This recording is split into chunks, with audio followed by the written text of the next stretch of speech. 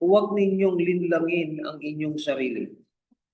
Ang Diyos ay hindi madadaya ni numan. Kung ano ang itinanim ng tao, yun din ang kanyang aanihin. Kung ano ang ninanasan ng laman ang sinusunod ng isang o ang sininasan ng laman ang sinusunod ng isang tao, kamatayan ang aanihin. Pero kung sa banal na espiritu ang sinusunod ng isang tao, matatanggap niya mula sa espiritu ang buhay na walang hanggan. Atin kong pag-aaralan, the law of sowing and reaping. Ang batas ng pagtatanim at pag-aani. Na nabanggit ko kanina, ito ay batas para sa lahat. Batas ito para sa akin na pag nilabag ko, tatamaan. Batas ito para kay Reder, kay Nympha. Batas ito para sa ating lahat. Ang Diyos ang nagtalaga. Sa ating banghay po, the law of sowing and reaping. Number one, the first law or the first implication of this law, what you sow, you will reap. Kung anong ating tinanim, yun ang ating naanin. Look at verse 6 and 8. For he that soweth to his flesh shall of the flesh reap corruption. Pag nagtanim ka ng mga bagay na nasa laman, siguradong ang aanihin mo kabulukan. Aanihin mo yun. Tanim ka ng kasalanan. Aanihin mo kasalanan. Yung bunga ng kasalanan.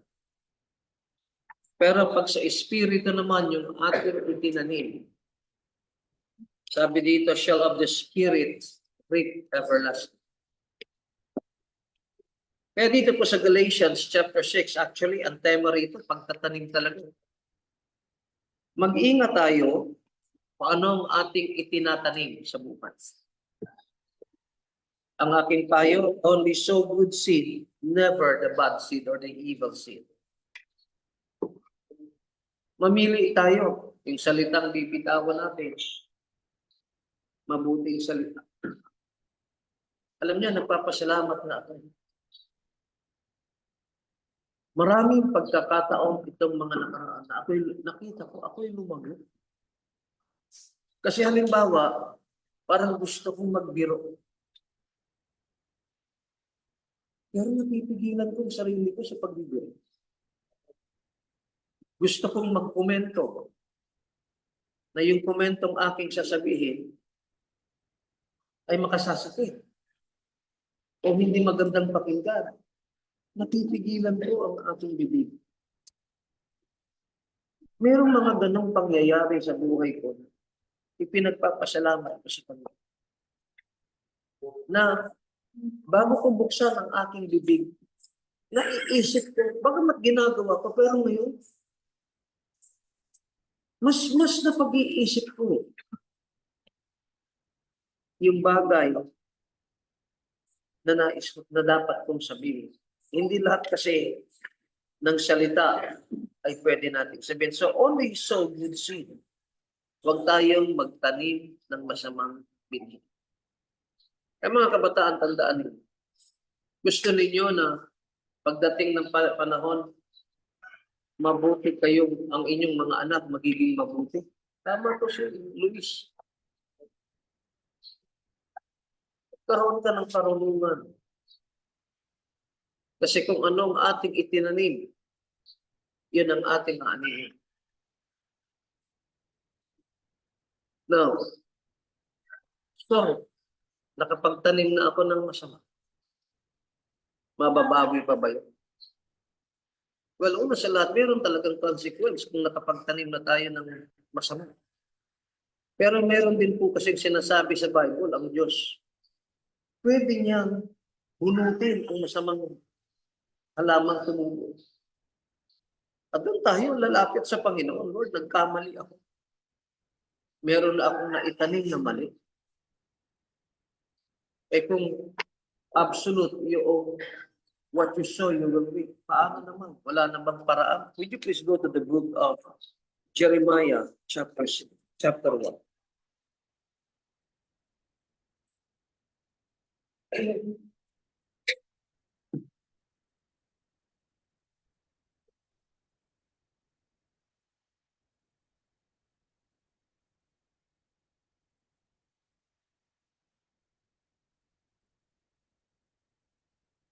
Look at verse number 10.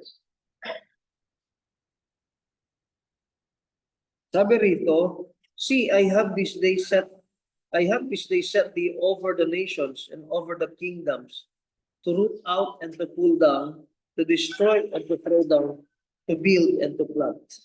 Sa araw na ito, binibigyan kita ng kapangyarihan magsalita sa mga bansa at sa mga kaharian. Sabihin mo na babagsak ang iba sa kanila at mawawasak ang iba naman ay muling babangon at magiging hindi nakita rito yung sa Tagalog para praise and part. Pero sabi dito, mayroong binanggit dito to root out. Ano ba yung root out? Hindi ba ito na yung tumubong halaman? Dito sinasabi ng Panginoon, ang kapangyarihan ibinigay niya kay Jeremiah. Of course, it's the power of God. He has the power to root out the evil plugs na ating nakita. Pero una sa lahat, the implication of the sowing and reaping. Mag-ingat tayo sa ating itinatanim. Only sow good seed, never the evil seed. Law number 2, or the implication number 2. The good seed is harder to grow than the bad seed. Mas mahirap kung tumubo ang mabuting binhi kaysa masama. Napansin po ba ninyo? Well, hindi ko alam kung meron pang agriculture. Noong panahon kasi namin, meron kaming elective. Ang pinili ko, dahil wala namang mapagpipilian, ay agriculture. Noong mga panahon, meron pang mga, inabot o ba yun, Anthony? Na gumagawa nag-garden? Okay, sinong nag-garden dati rito? School. Ngayon, wala na yun. Okay. Anong natutunan natin doon? Bago ka makapagtanim, i-ready mo talaga yung clock. Fertilize. Ng unang panahon, ang fertilizer natin, dumi ng kalabaw at ng baka. Okay yun, pagtuyo. Ha? Nakakuha kasi ako dati, akala ko tuyo. Sa ibabaw lang pala tuyo. Pag malambot. Yan hinahalo natin sa lupa. Pero isang bagay natutunan natin, mahirap lumago ang mabuting binhi kaysa masama. Kaya pinipigilan natin ang ating mga anak sa paggawa ng masama. Nakikipaglaban tayo. Kasi mas madali talaga tumubo ang masama. So anong ginagawa natin? Katunayan, you need to choose the right soil. Na meron ka ng good seed. Saan mo itatanim yan? You need to prepare the good soil. Or the soil. You need to choose the right soil. Hindi kung saan-saan mo lang itatanim. Yun ang aral, di ba, sa parable of the sower. Meron dong roadside soil. Yun sa tabing daan. Na matigas ang lupa. Na nang itinapon mo, hindi nabuhay. Bakit? Hindi naman tatalabi kasi matigas yun. Anong ginawa ni Satan? Yung ibon, dumating ang ibon, si Satan yun, inagaw ang mabuting binhi. Walang tumubo.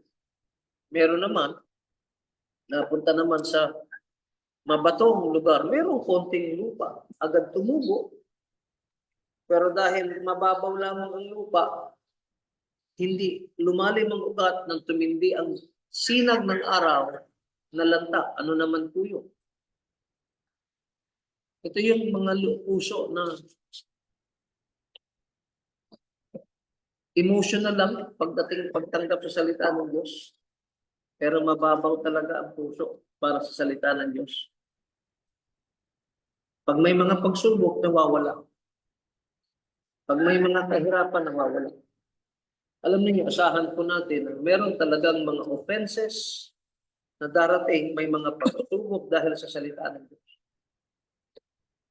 At meron namang nahulog sa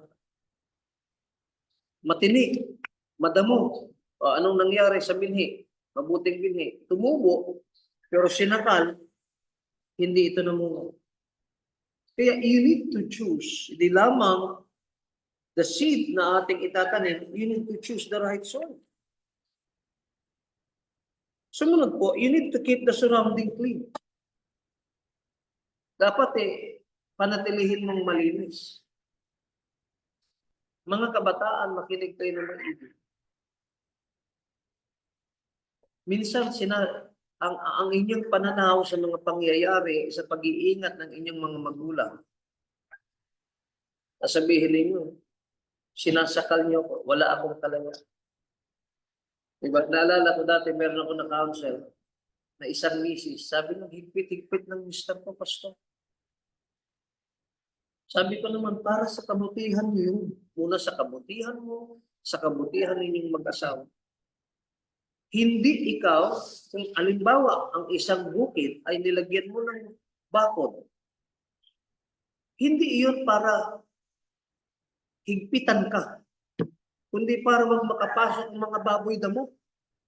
Wag makapasok ang mga aso na sisira sa inyong mga halaman. Pero minsan sa kabataan kasi, brother at sis, yun ang naiisip. Magkaiba naman, mainggit kayo sa mga unsafe. Una, wala namang pagkilala sa Diyos yun. Ano bang batas nila? Kaligayahan lang. Tayo mga Kristiyano, pag isinasaalang-alang natin na ang Diyos maluwalhati sa ating buhay. Sumama ka halimbawa.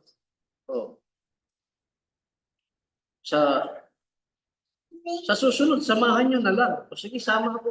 Parang pumunod din ako sa Bill Grace. Di ba? Para maging malaya din ako. Palagay nyo, papayag kaya, Carla? Kung nagpaalam si Liana. Mamamasya lang kami. Sabi ni Carla, sama ako para makapag-walking. Sa palagay ninyo, anong magiging tugon?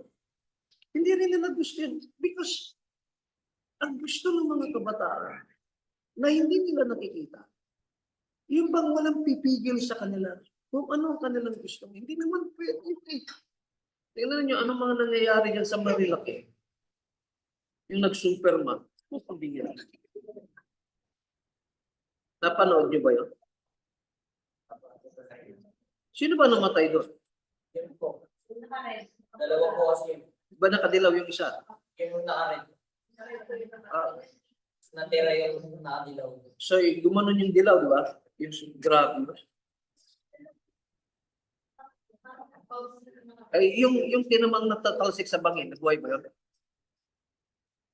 Meron tinamang nanunuog lang. Ay, yung mga nakamaan kasi parang masugatan lang. Yung namatay lang po. Tapos yung nakadilaw, siya lang magbabayad. Siya magbabayad sa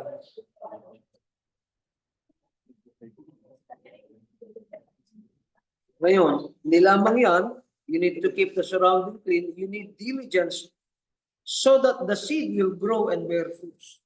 Hindi ka naman nagtanim para lang magtanim. O itinanim mo ay mga nagbubunga, ang katuparan ng iyong pagsisikap ay ang mamunga at ma-enjoy mo yung bunga. Yan po sinasabi in Luke chapter 8 verse 15. But that on the good ground are they which in an honest and good heart, having heard the word, keep it and bring forth fruit with patience. Yung good ground, ito yung honest and good heart.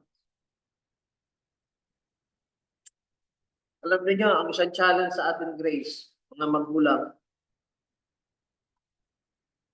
ang maituro natin sa ating mga anak, sino dapat ang mag-i-influence o makapangyarihan sa kanilang pag-iisip. Kasi alam niyo, tawag nila dyan sa English, peer pressure, di ba? Yan bang pressure na nanggagaling sa magkakaibigan? In other words, ang peer pressure, it is a form of bullying. Ano ka ba naman? Takot ka sa mami mo. Isipin mo, sasabihin sa'yo, takot ka sa mami. Sinabi lang ng mami mo, huwag ka sumama, hindi ka nasasama. It's a peer pressure. Nakararanas ka ba niyan siya? Hindi naman. Okay. Pero meron bang nangyayaring ganyan? Buti nga si Allen. Salamat sa Diyos si Allen. Salamat sa Panginoon Allen. Alam mo ba, Allen, nung wala ka pa rin, pag nagkukwento si Pastor, yung kuya mo, tungkol sa'yo, sabi ko ba, ipaglaban mo ang kaluluwa ng anak ng kapatid mo. Ipaglaban mo ang kaluluwa ni Allen. Kausapin mo siya. Spend time with your brother.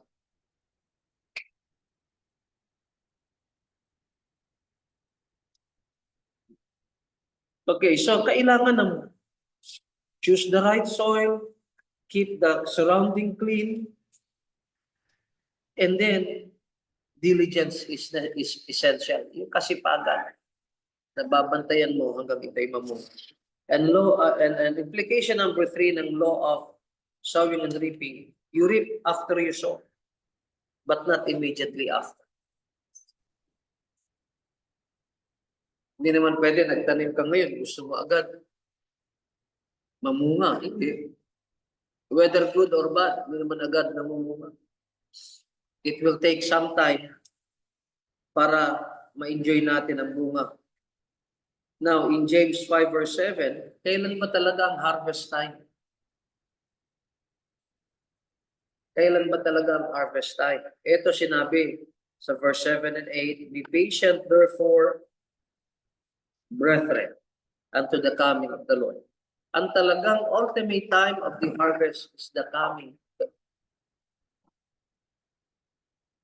Panahon ito ng pagtatanim, pag-aalaga.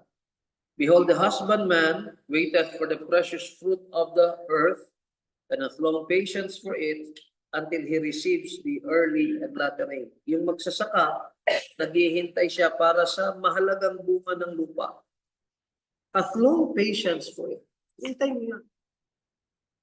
Kayong mga kabataan, panahon ito ng inyong pag-aaral.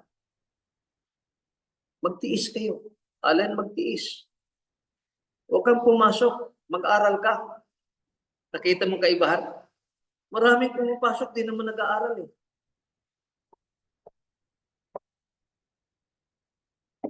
Alam mo na, siya sa problema nyo, di ba? Sa mga teacher, walang sense. Wala silang sense na nandito ako sa school para mag-aral. Ang sa kanila lang, napilitan lang ako, may baon kasi. Pero hanggat di nila naiintindihan na dapat silang mag-aral, hindi lang pumasok, walang pagkatuto yan. Mag-aral kayo. At nakita mo ba, Lance? High school ka? Sa secondary? Okay. Napansin ninyo, pag puro ang elementary, yung foundation, mahirap nang mabago. Kaya ano tinuturoan mo nila? Hindi. Pero may estudyante siya. Marunong pa si Lucas magbasa. Wow. Si Lucas nagkabasa magbasa. Kaya alam ninyo, yung foundation, bakit teacher ko sinimpan? Yung foundation ng anak, mahalagang mahalaga. Kaya alam niyo yung mga graduate ng ACE, magaling sila eh, kasi magaling ang foundation. Kasi tutok.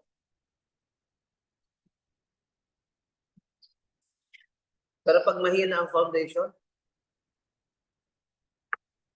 ito lang yan eh. Sino ba naman, bakit ang mga matatanda na nation hindi na natututo sa technology?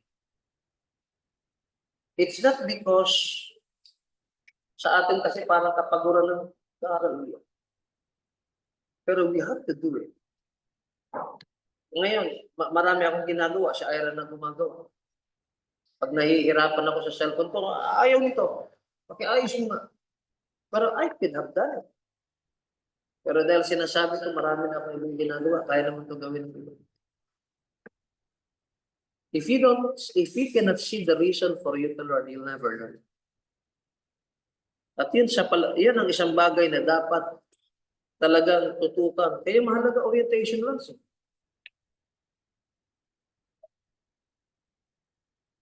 Yung sa unang linggo, bagay lahat naman tayo mayroon ugali ako, may ugali ako pag first week, hindi pa siya grosso teacher niya. Hindi pa yan magtuturo. Absent muna ako. Nung ako elementary, talagang mahilig ako mag-absent. Favorite ko, Friday. Ayoko mag-absent ng Monday o Tuesday. Kasi fresh na fresh ang isip ng guro nun. Ang rason ko nun, Carla, Biyernes na yun, pwede na ako mag-absent, ha? Bakit? Gusto mo mag-absent kasi kakalimutan na absent ako. Tama ba, Las? May tendency bang ganun? Mas mainit kayo yung kahapon ng absent eh. Ayun ang dahilan ko. Absent muna ako, tinatawag ako. Tanungin niyo sila, Ira. Si Den nga, umiiyak dati. Napaka-consentidor ko sa absences. Kasi ganun ako dati. Pag umulan lang, sasabihin ko, huwag na kayo pumasok, magkasakit pa kayo. Ha? Pag tanungin niyo sila, pag nagkwento si Den, talagang si Den natatawa eh. Dati, nag-absent talaga. Ganun ako. Bakit? Kasi, nung bata ako, ganun ako eh. And the last point, fourth implication, you will always reap more than what you sow. Tiyak, mas marami ang ating aanihin kaysa ating itinanim. Nakalagay naman po yan sa parable of the sower in Matthew 13 verse 23. But he that received seed into the good ground is he that heareth the word and understandeth it, which also beareth fruit and bringeth forth fruit. Sabi rito, some 100-fold, some 60, and some 30. Marami po tayong aanihin kaysa ating itinanim. Kaya mag-iingat tayo. Kayong mga anak, kaya kung tinanong kanina si Jace kung nakikita niya ba ang kanyang sarili na siya magiging tatay. Kasi ang magiging anak ni Jace, malaking bahagi nito ay kung ano siya ngayon bilang anak. Ang magiging anak mo, aanihin mo lahat ng iyong ipinamuhay bilang anak. Malaking bagay. Kaya nga, tapon nagkukwentuhan kami ni Josh. Sabi ko, ang aking pananaw sa aking pagiging tatay, ganito. Halimbawa, si Ira. Anumang mangyari kay Ira, dapat naiintindihan ko siya o nauunahan ko ang mga pangyayari. Dahil 50% sa buhay ni Ira nanggaling sa akin. Maghati na lang kami ng kanyang mami. Sige, 50-50 kami. Kung 50% alam mo sa iyong anak, ba't di mo nakita?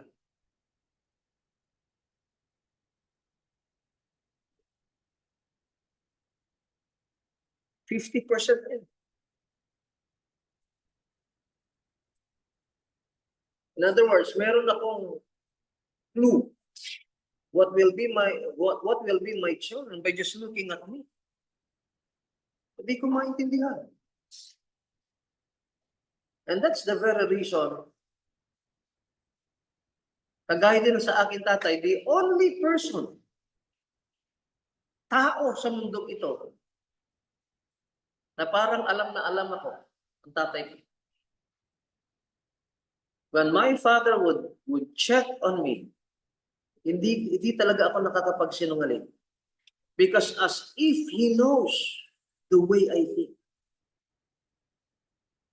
Alam na alam niya akong hulihin.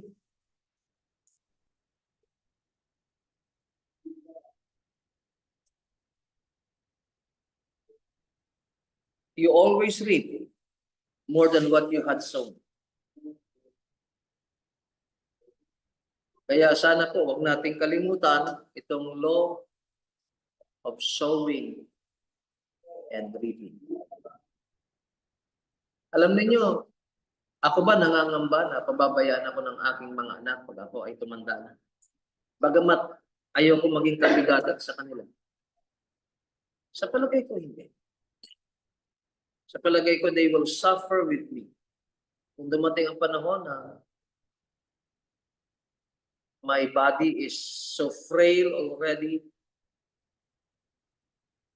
Sa palagay ko, my children will still be with me. Dahil yun ang aking itinag.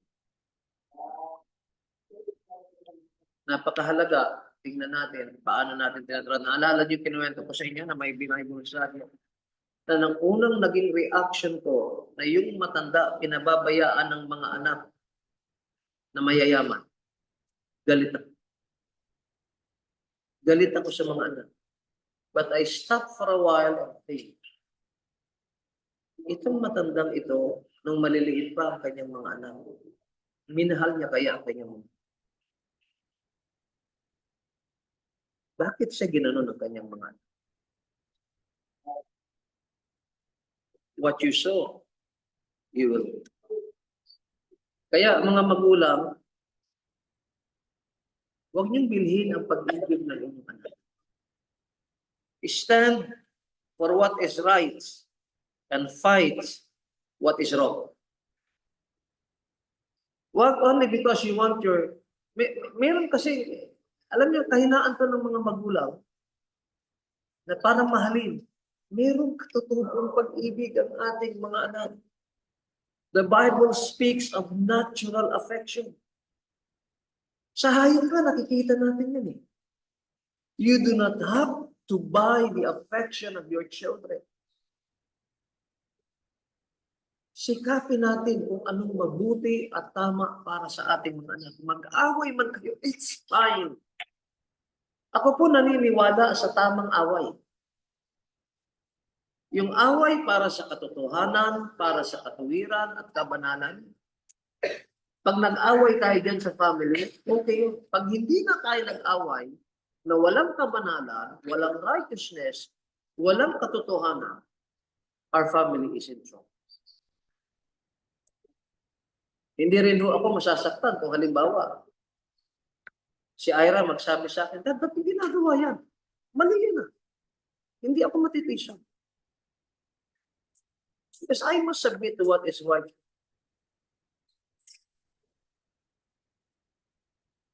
Hindi ako, kung ako pagsabi, you know, if someone would correct you for your own good,